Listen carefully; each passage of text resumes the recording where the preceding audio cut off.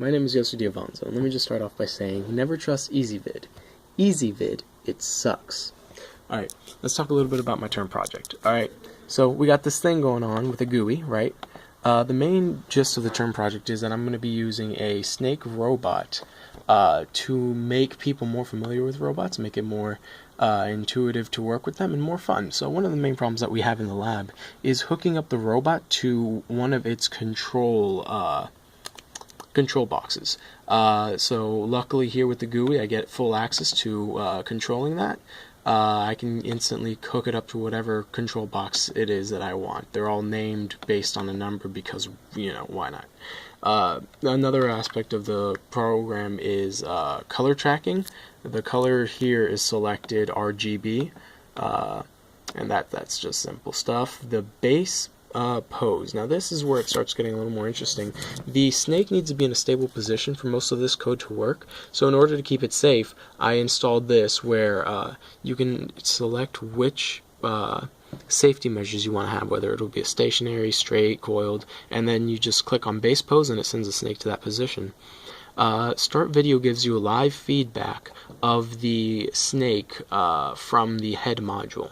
The align option allows you to puts the snake searching in a cone formation for the laser. Once it finds it, it'll keep tracking the laser until it's in the middle of the screen and then stop, go back to its home position.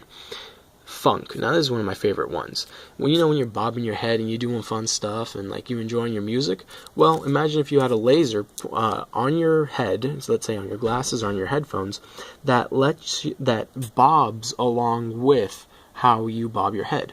Now the snake is going to be looking at that thing bobbing up and down and doing its own thing.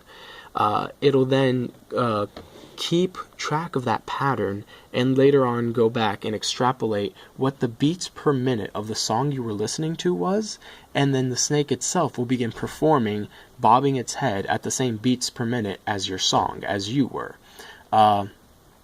The video capture, this allows you to work in R3. So here we have the center of the head module, and you have to give it your position relative to the head module with the X and the Y plane. These sliders just move back and forth, and their crosshair is the point that you want to get to.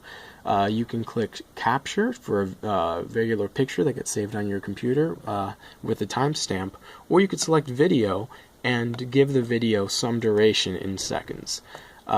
Not only can you do this in the X and Y direction, you also have access to the Z direction, which if you don't touch is zeroed out to 5.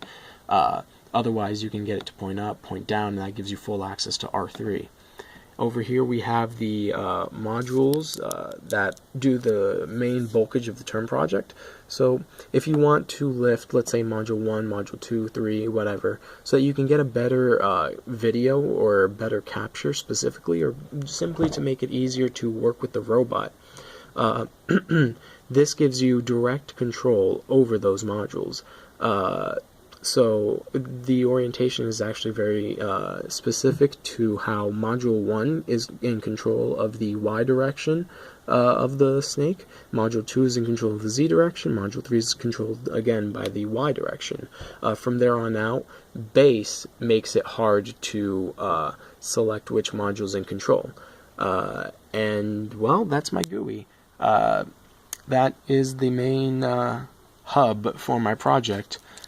Details and such actually go into the files and will be uploaded in separate videos. Thank you for your time, and remember, EasyVid sucks.